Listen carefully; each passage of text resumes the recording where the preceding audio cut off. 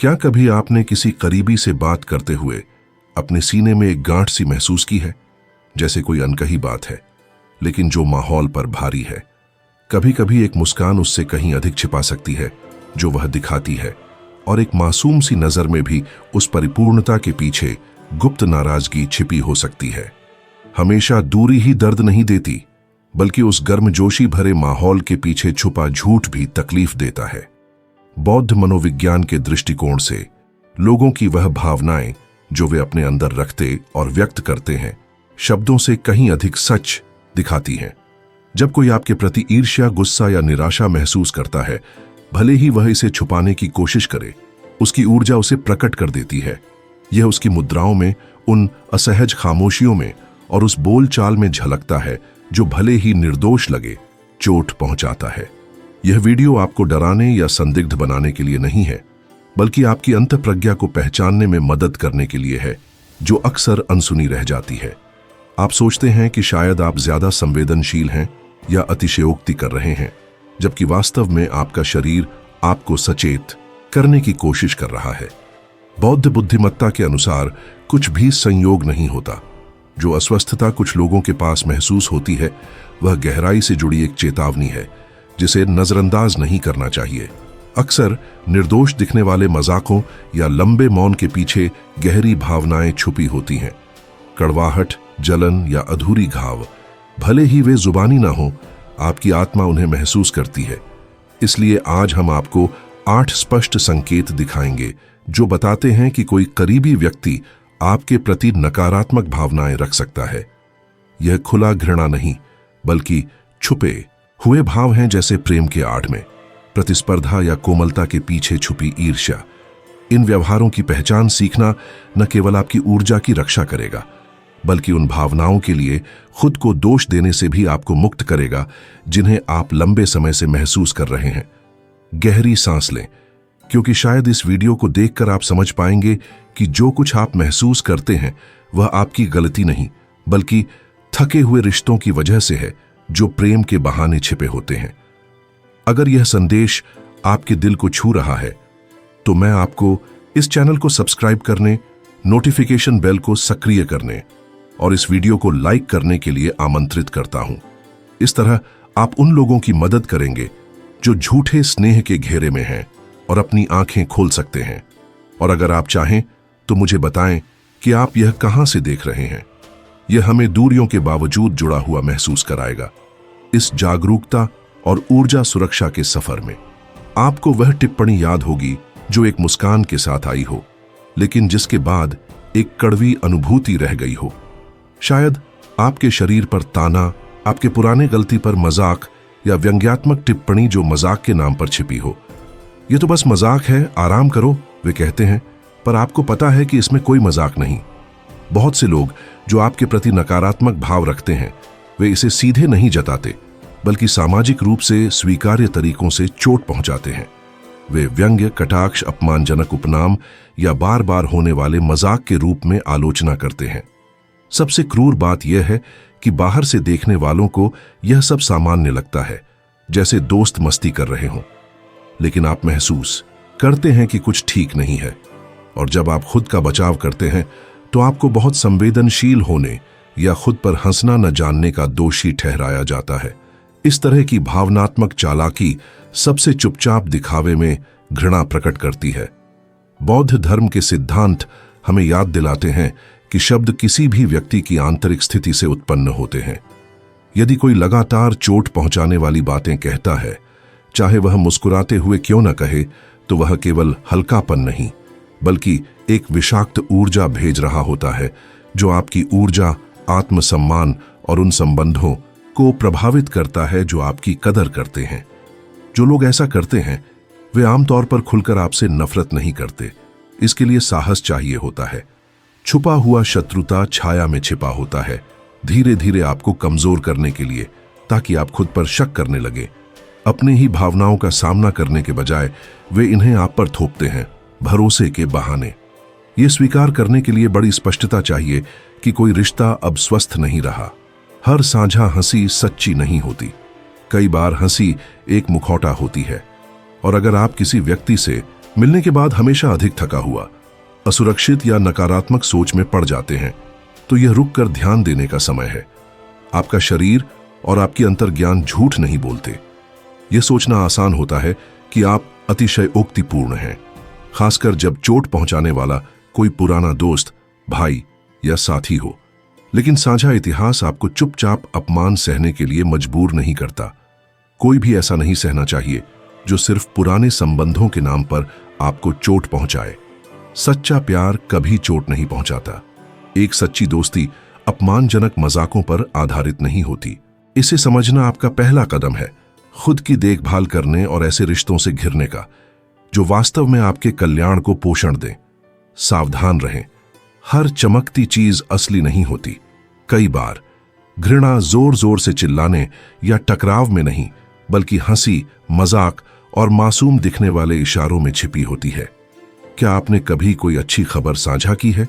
कोई पेशेवर सफलता, जीवन में सकारात्मक बदलाव या हासिल की गई कोई मंजिल, और सामने वाला व्यक्ति ठंडेपन, व्यंग्य या उदासीनता से प्रतिक्रिया दे?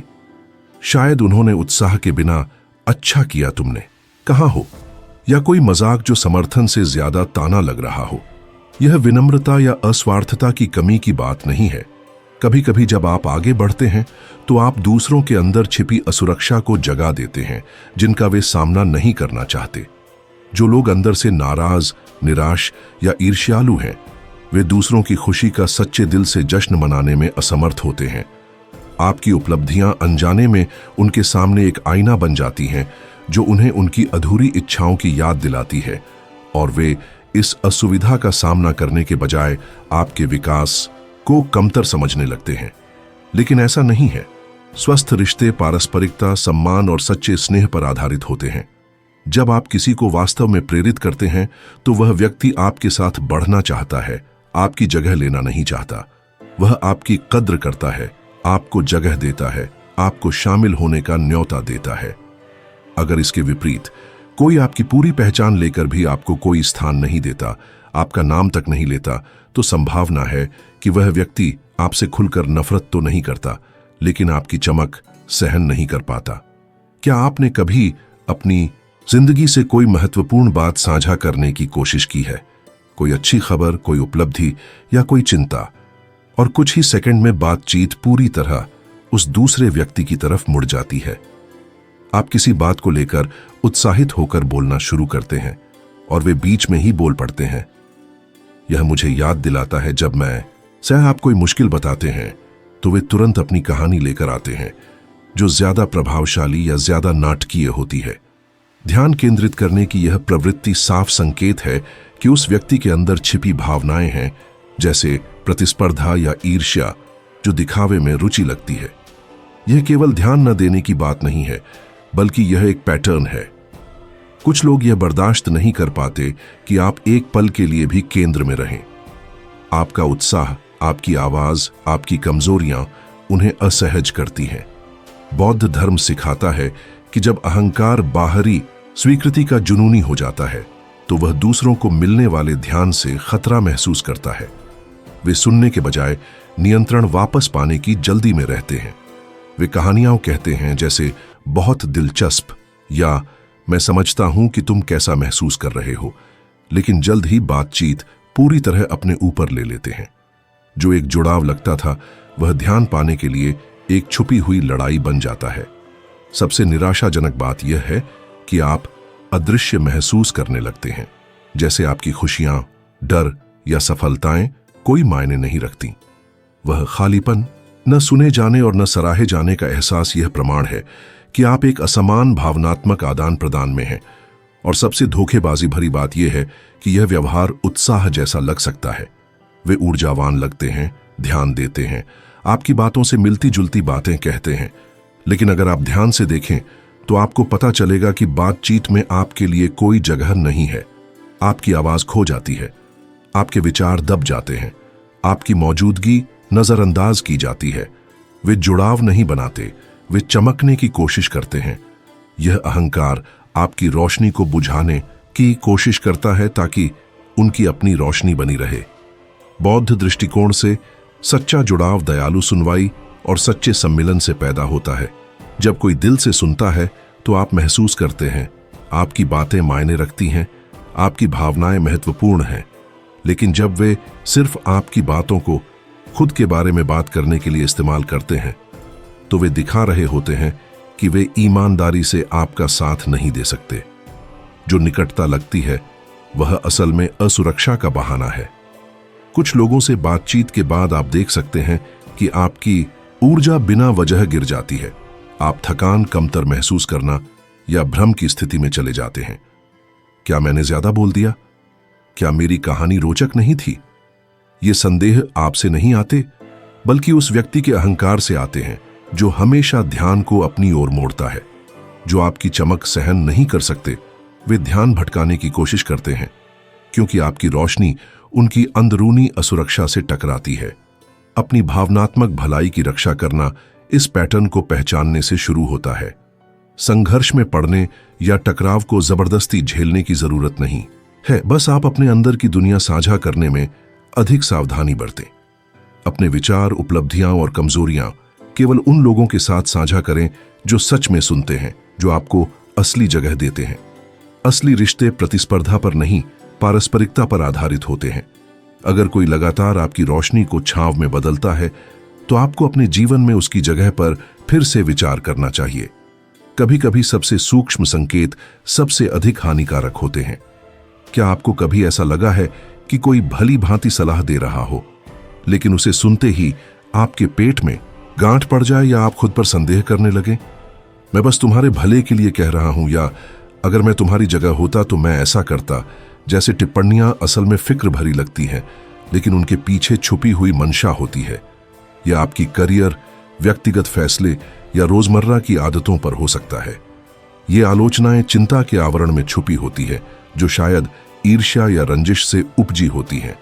ये लोग शायद सीधे तौर पर आलोचना नहीं करते, वे इसे मुस्कुराते हुए, दिखावे की सहानुभूति के साथ या नरम स्वर में कहते हैं, जो निर्णय छुपाता है।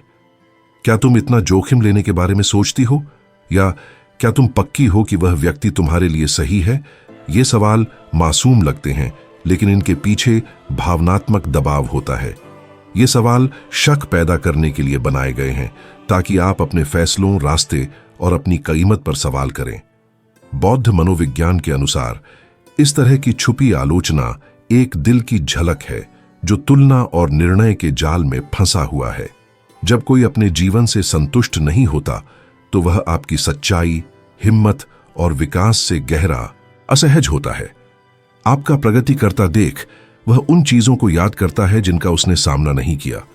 इसलिए वे अक्सर अनजाने में आपको असुरक्षा के स्थान पर खींचने की कोशिश करते हैं, जहां आप शक करते हैं और उन्हें सहजता मिलती है। खतरा यह है कि ये संकेत असली चिंता जैसे लग सकते हैं, लेकिन असली सलाह आपको मजबूत करती है, स्पष्टता देती है, प्रोत्साहित करती है। छुपी आलोचना आपको छोटा करने की कोशिश करती है, आपको नियंत्रित बनाने की। भले ही सामने वाला अपनी मंशा से अनजान हो, आप इसे महसूस करते हैं। सीने में दबाव, खुद को साबित करने की जरूरत और मूल्यांकन किए जाने का एहसास। यही आपकी अंतर्ज्ञान आपको बता रही है। समय के साथ इस तरह के व्यवहार से आपका आत्मविश्वास खत्म होने लगता है। आप हिचकिचाने लगते हैं, बाहरी स्वीकृति ढूंढने लगते हैं, फैसले लेने से पहले ज्यादा सोचने लगते हैं, और बस वही वह जगह होती है जहां वे चाहते हैं कि आप रहें, संदेह की जगह। वहां उन्हें अधिक नियंत्रण, अधिक महत्व और श्रेष्ठता का एहसास होता है। यह एक चुपचाप चलने वाला भावनात्मक खेल है, लेकिन बेहद हानिकारक। अपने आप को बचाने के लिए आपको स्पष्टता और दृढ़ता की जरूरत है। देखें, क्या उस व्यक्ति ने आपको बिना सुधार के कभी बधाई दी है?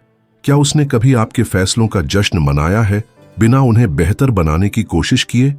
अगर जवाब नहीं है, तो संभव है कि आप ऐसे व्यक्ति के सामने हैं जो आपके रास्ते पर दृढ़ रहने को बर्दाश्त नहीं करता। जरूरी नहीं कि वह बुरा हो, लेकिन वह अपनी आंतरिक असुविधा आपको थोपता है, और वह बोझ आपका नहीं है।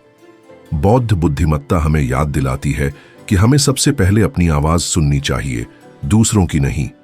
आपकी आंतरिक शांति सबसे विश्वसनीय मार्गदर्शक है।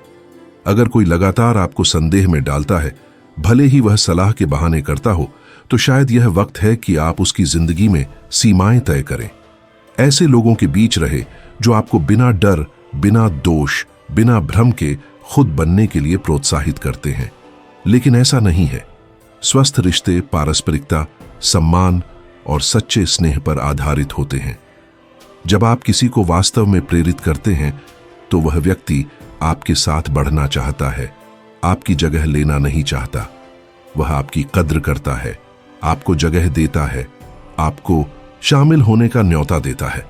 अगर इसके विपरीत कोई आपकी पूरी पहचान लेकर भी आपको कोई स्थान नहीं देता, आपका नाम तक नहीं लेता, तो संभावना है कि वह व्यक्ति आपसे खुलकर नफरत तो नहीं करता, लेकिन आपकी चमक सहन नहीं कर पाता। क्या आपने कभी अपनी जिंदगी से कोई महत्वपूर्ण बात साझा करने की कोशिश की है? कोई अच्छी खबर, कोई उपलब्धि या कोई चिंता, और कुछ ही सेकंड में बातचीत पूरी तरह उस दूसरे व्यक्ति की तरफ मुड़ जाती है। आप किसी बात को लेकर उत्साहित होकर बोलना शुरू करते हैं और वे बीच में ही बोल पड़ते हैं। यह मुझे याद दिलाता है जब मैं या आप कोई मुश्किल बताते हैं तो वे तुरंत अपनी कहानी लेकर आते हैं, जो ज्यादा प्रभावशाली या ज्यादा नाटकीय होती है। ध्यान केंद्रित करने की यह प्रवृत्ति साफ संकेत है कि उस व्यक्ति के अंदर छिपी भावनाएं हैं, जैसे प्रतिस्पर्धा या ईर्ष्या, जो दिखावे में रुचि लगती है। यह केवल ध्यान न देने की बात नहीं है, बल्कि यह एक पैटर्न है। कुछ लोग यह बर्दाश्त नहीं कर पाते कि आप एक पल के लिए भी केंद्र में रहें। आपका उत्साह, आपकी आवाज, आपकी कमजोरियां उन्हें असहज करती हैं। बौद्ध धर्म सिखाता है कि जब अहंकार बाहरी स्वीकृति का जुनूनी हो जाता है, तो वह दूसरों को मिलने वाले ध्यान से खतरा महसूस करता है। वे सुनने के बजाय नियंत्रण वापस पाने की जल्दी में रहते हैं। वे कहानियां कहते हैं जैसे बहुत दिलचस्प या मैं समझता हूं कि तुम कैसा महसूस कर रहे हो, लेकिन जल्द ही बातचीत पूरी तरह अपने ऊपर ले लेते हैं। जो एक जुड़ाव लगता था, वह ध्यान पाने के लिए एक छुपी हुई लड़ाई बन जाता है। सबसे निराशाजनक बात यह है कि आप अदृश्य महसूस करने लगते हैं, जैसे आपकी खुशियां, डर या सफलताएं कोई मायने नहीं रखती। वह खालीपन, न सुने जाने और न सराहे जाने का एहसास यह प्रमाण है कि आप एक असमान भावनात्मक आदान प्रदान में हैं। और सबसे धोखेबाजी भरी बात यह है कि यह व्यवहार उत्साह जैसा लग सकता है।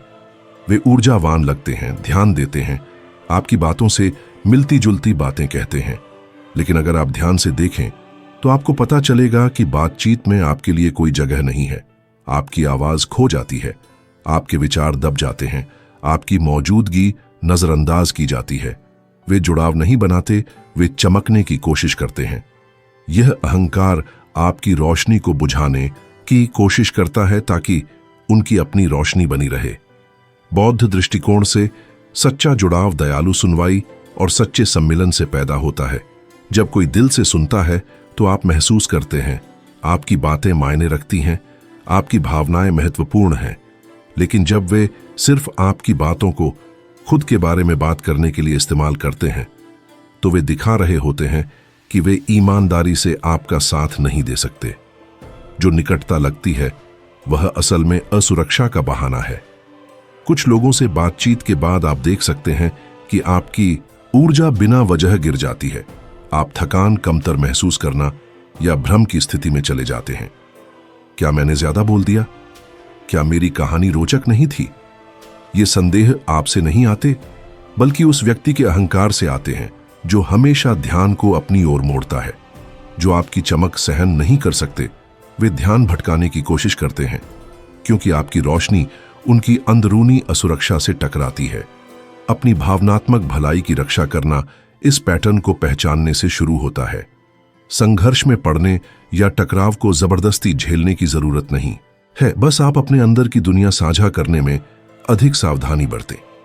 अपने विचार, उपलब्धियां और कमजोरियां केवल उन लोगों के साथ साझा करें जो सच में सुनते हैं, जो आपको असली जगह देते हैं। असली रिश्ते प्रतिस्पर्धा पर नहीं, पारस्परिकता पर आधारित होते हैं। अगर कोई लगातार आपकी रोशनी को छांव में बदलता है, तो आपको अपने जीवन में उसकी जगह पर फिर से विचार करना चाहिए। कभी कभी सबसे सूक्ष्म संकेत सबसे अधिक हानिकारक होते हैं। क्या आपको कभी ऐसा लगा है कि कोई भली भांति सलाह दे रहा हो, लेकिन उसे सुनते ही आपके पेट में गांठ पड़ जाए या आप खुद पर संदेह करने लगे। मैं बस तुम्हारे भले के लिए कह रहा हूं, या अगर मैं तुम्हारी जगह होता तो मैं ऐसा करता। जैसे टिप्पणियां असल में फिक्र भरी लगती हैं, लेकिन उनके पीछे छुपी हुई मंशा होती है। यह आपकी करियर, व्यक्तिगत फैसले या रोजमर्रा की आदतों पर हो सकता है। ये आलोचनाएं चिंता के आवरण में छुपी होती है, जो शायद ईर्ष्या या रंजिश से उपजी होती हैं। ये लोग शायद सीधे तौर पर आलोचना नहीं करते, वे इसे मुस्कुराते हुए, दिखावे की सहानुभूति के साथ या नरम स्वर में कहते हैं, जो निर्णय छुपाता है। क्या तुम इतना जोखिम लेने के बारे में सोचती हो, या क्या तुम पक्की हो कि वह व्यक्ति तुम्हारे लिए सही है? ये सवाल मासूम लगते हैं, लेकिन इनके पीछे भावनात्मक दबाव होता है। ये सवाल शक पैदा करने के लिए बनाए गए हैं, ताकि आप अपने फैसलों, रास्ते और अपनी कीमत पर सवाल करें। बौद्ध मनोविज्ञान के अनुसार इस तरह की छुपी आलोचना एक दिल की झलक है, जो तुलना और निर्णय के जाल में फंसा हुआ है। जब कोई अपने जीवन से संतुष्ट नहीं होता, तो वह आपकी सच्चाई, हिम्मत और विकास से गहरा असहज होता है। आपका प्रगति करता देख वह उन चीजों को याद करता है जिनका उसने सामना नहीं किया। इसलिए वे अक्सर अनजाने में आपको असुरक्षा के स्थान पर खींचने की कोशिश करते हैं, जहां आप शक करते हैं और उन्हें सहजता मिलती है।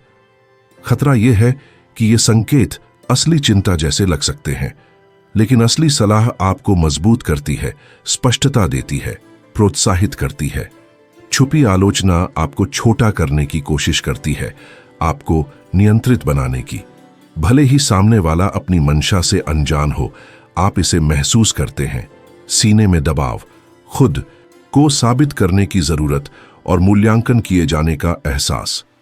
यही आपकी अंतर्ज्ञान आपको बता रही है। समय के साथ इस तरह के व्यवहार से आपका आत्मविश्वास खत्म होने लगता है। आप हिचकिचाने लगते हैं, बाहरी स्वीकृति ढूंढने लगते हैं, फैसले लेने से पहले ज्यादा सोचने लगते हैं। और बस वही वह जगह होती है जहां वे चाहते हैं कि आप रहें, संदेह की जगह। वहां उन्हें अधिक नियंत्रण, अधिक महत्व और श्रेष्ठता का एहसास होता है। यह एक चुपचाप चलने वाला भावनात्मक खेल है, लेकिन बेहद हानिकारक। अपने आप को बचाने के लिए आपको स्पष्टता और दृढ़ता की जरूरत है। देखें, क्या उस व्यक्ति ने आपको बिना सुधार के कभी बधाई दी है? क्या उसने कभी आपके फैसलों का जश्न मनाया है, बिना उन्हें बेहतर बनाने की कोशिश किए? अगर जवाब नहीं है, तो संभव है कि आप ऐसे व्यक्ति के सामने हैं जो आपके रास्ते पर दृढ़ रहने को बर्दाश्त नहीं करता। जरूरी नहीं कि वह बुरा हो, लेकिन वह अपनी आंतरिक असुविधा आपको थोपता है, और वह बोझ आपका नहीं है। बौद्ध बुद्धिमत्ता हमें याद दिलाती है कि हमें सबसे पहले अपनी आवाज सुननी चाहिए, दूसरों की नहीं। आपकी आंतरिक शांति सबसे विश्वसनीय मार्गदर्शक है।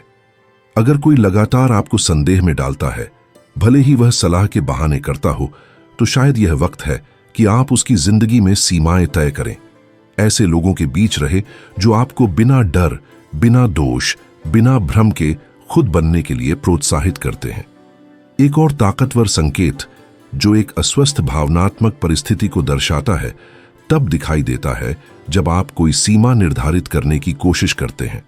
शायद आपने कहा, मैं अभी नहीं कर सकती, या मुझे कुछ जगह चाहिए, और जवाब में मिली चुप्पी असहज होती है, नकारात्मक टिप्पणी होती है, या यहां तक कि शिकायतें होती हैं, जैसे तुम पहले जैसी नहीं रह गई हो। ये प्रतिक्रियाएं आपको अपने आत्म देखभाल के अधिकार का प्रयोग करने पर दोषी महसूस कराने की कोशिश करती हैं। जब कोई आपकी सीमाओं से नाराज होता है, तो यह सिर्फ असुविधा नहीं होती। यह संकेत है कि शायद वे आपके समय, ऊर्जा या ध्यान तक असीमित पहुंच के आदी थे, और जब आप अब उस पर रोक लगाते हैं, तो वे इसे व्यक्तिगत खतरे के रूप में लेते हैं। असल में वे यह स्वीकार नहीं कर पाते कि आप अपनी पसंद के स्वामी हैं, क्योंकि इससे वे उस शक्ति से वंचित हो जाते हैं जो उन्हें लगता था कि उनके पास आपके ऊपर है। बौद्ध दृष्टिकोण से सीमाएं निर्धारित करना आत्म प्रेम और दूसरों के प्रति सम्मान का कार्य है। यह स्वस्थ और संतुलित संबंध बनाने में मदद करता है। लेकिन जो व्यक्ति अहंकार से कार्य करता है, वह इन सीमाओं को अस्वीकार या नियंत्रण खोने के रूप में देख सकता है।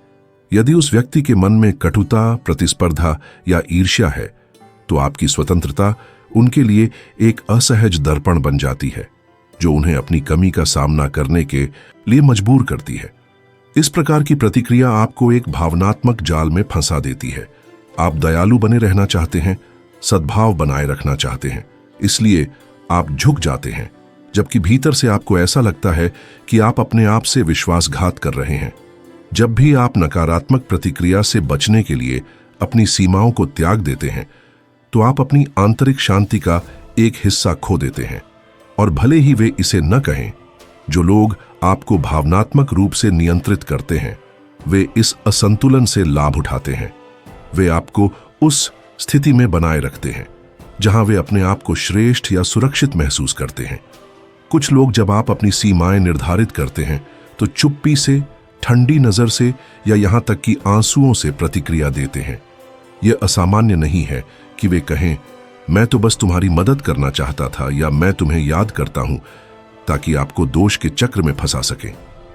अचानक आप खुद से पूछने लगते हैं कि क्या आप वास्तव में स्वार्थी हैं, जबकि आप केवल अपनी रक्षा कर रहे हैं। अपनी सीमाओं को बनाए रखना साहस मांगता है। यह असहज है, लेकिन आवश्यक है। बौद्ध मनोविज्ञान हमें याद दिलाता है कि सच्चा करुणा दूसरों के लिए खुद को मिटाने में नहीं, बल्कि एक ऐसा संतुलन बनाने में है जहां दोनों पक्ष विकास कर सकें। यदि कोई ना स्वीकार नहीं कर सकता बिना चोट पहुंचाए या आपको दोषी महसूस कराए बिना, तो यह उनके अपने असुरक्षाओं के बारे में अधिक बताता है ना कि आपके बारे में। आपकी जिम्मेदारी नहीं है कि आप किसी के टूटे अहंकार की मरम्मत करें अपनी आंतरिक शांति के खर्च पर। सीमा निर्धारित करने के बाद आप कैसे महसूस करते हैं, इस पर ध्यान दें। यदि दूसरा व्यक्ति इसे स्वीकार कर पाता है, चाहे शुरुआत में कठिनाई हो, तो यह एक स्वस्थ संबंध का संकेत है। लेकिन अगर वे तंज कसने वाले टिप्पणी करते हैं या आपको पीछे हटने के लिए मनाने की कोशिश करते हैं, तो शायद यह समय है उनके स्थान पर पुनर्विचार करने का। आपकी ऊर्जा अनंत नहीं है, उसे बिना दोष महसूस किए संरक्षित करने का आपका पूरा अधिकार है। यह भी हो सकता है कि आपने एक पीड़ा भरा सच देखा हो। कुछ लोग जब आपको चोट पहुंचाते हैं, तो वे कभी जिम्मेदारी नहीं लेते।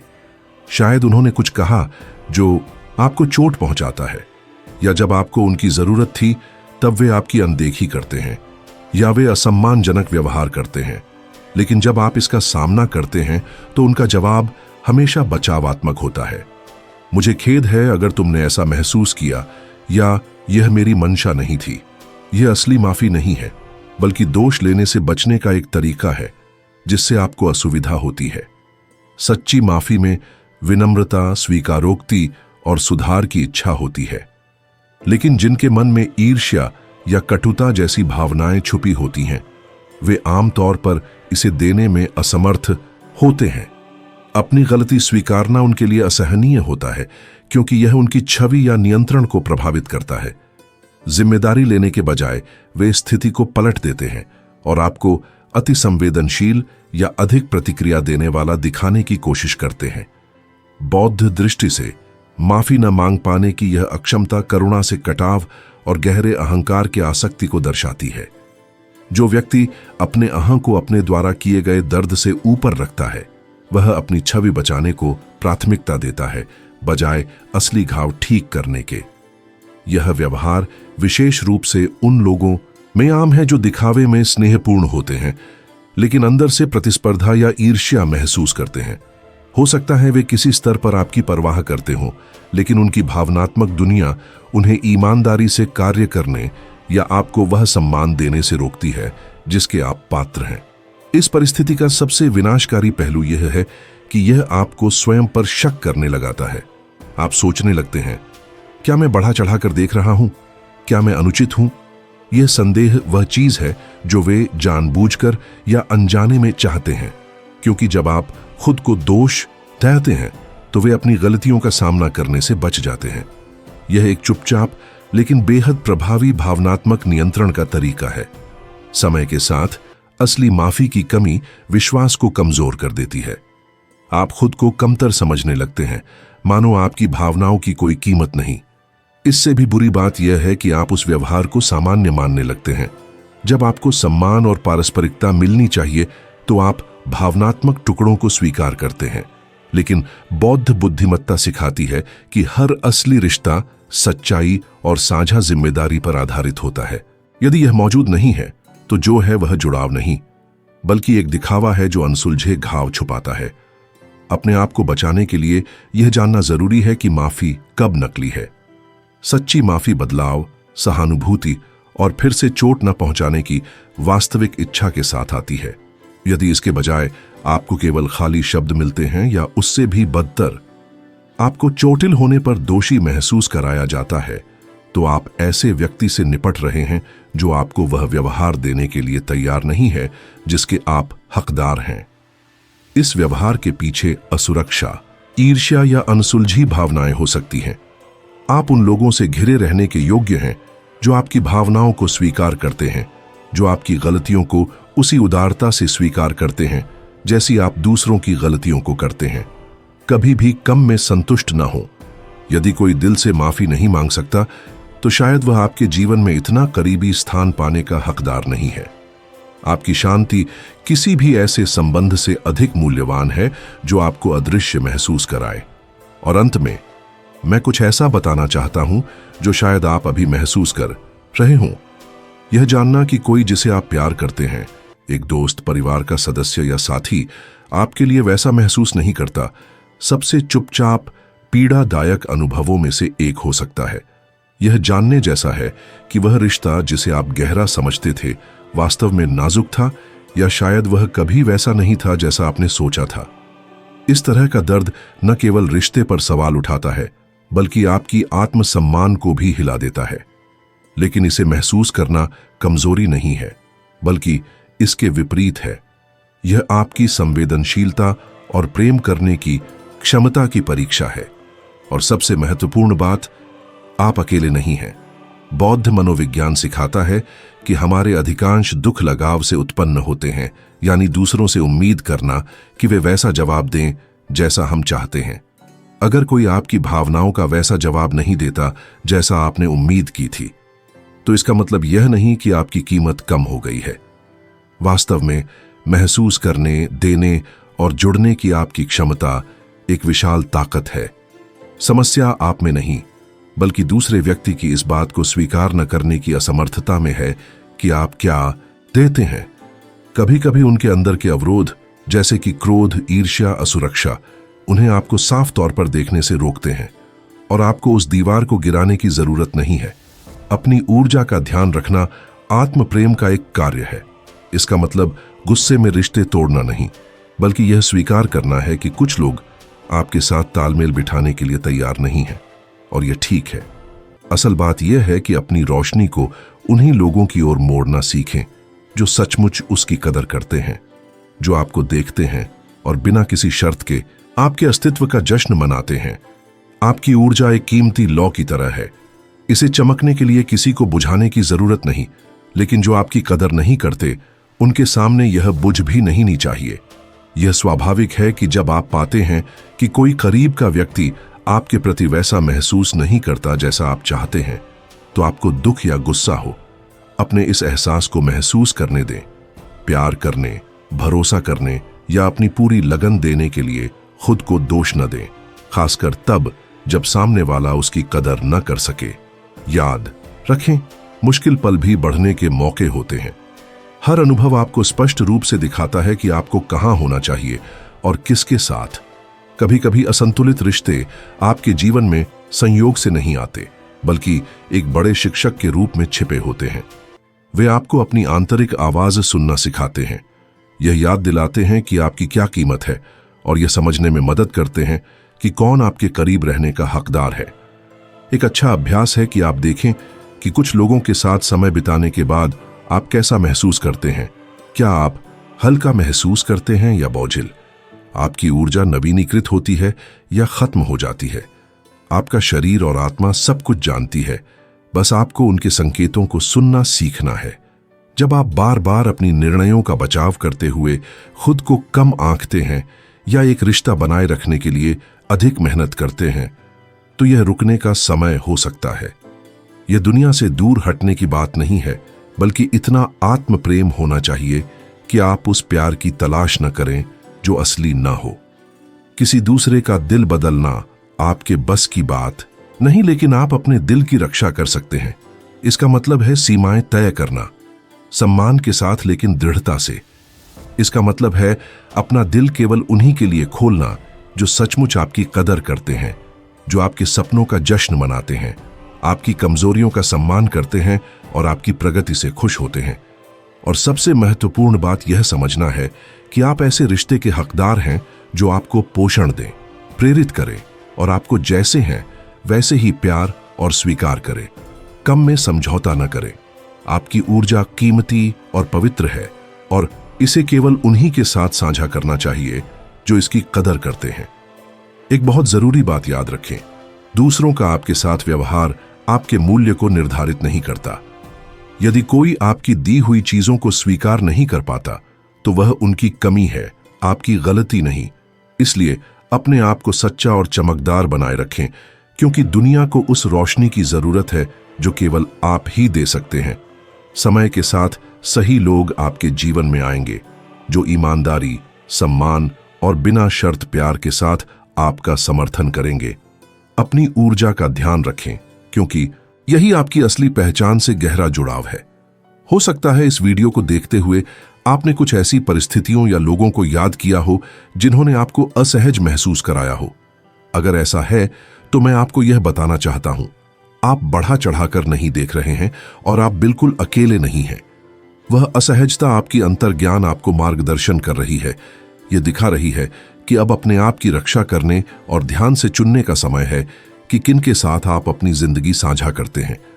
बौद्ध ज्ञान हमें याद दिलाता है कि सच्चा शांति हमारे अंदर से आती है, लेकिन वह तब खिलती है जब हम अपने आसपास ऐसे लोगों को पाते हैं जो हमारी रोशनी का सम्मान करते हैं और हमारे सफर में सच्चाई से साथ देते हैं। यह सभी संबंधों को तोड़ने की बात नहीं है, बल्कि यह जानने की बात है कि कौन आपको मजबूत बनाता है और कौन कमजोर। कभी कभी सबसे गहरा आत्म प्रेम यह सीखना है कि ना कहना कब जरूरी है, खासकर उन चीजों को जो चुपचाप आपको चोट पहुंचाती हैं। यदि यह संदेश आपके दिल को छू गया है तो मैं आपको चैनल को सब्सक्राइब करने, नोटिफिकेशन बेल को सक्रिय करने और इस वीडियो को लाइक करने का आग्रह करता हूं। इससे हम उन लोगों तक पहुंच सकते हैं जिन्हें आज ये शब्द सुनने की जरूरत हो। और यदि चाहें तो कमेंट में बताएं कि इनमें से कौन सा संकेत आपको सबसे ज्यादा प्रभावित करता है या कौन सा अनुभव आपको आंखें खोलने वाला लगा। आपकी कहानी किसी और के लिए अकेलेपन को कम कर सकती है। इस जागरूकता और आत्म देखभाल की यात्रा में मेरे साथ रहने के लिए धन्यवाद। आइए साथ मिलकर बढ़ते रहें, अपनी अंतर्ज्ञान पर भरोसा करना सीखें, अपनी आंतरिक शांति को महत्व दें और ऐसे रिश्ते बनाएं जो सचमुच हमें ऊपर उठाएं। अगले वीडियो तक, और याद रखें, आपकी ऊर्जा आपका सबसे कीमती खजाना है। इसे पूरे दिल से संजोएं।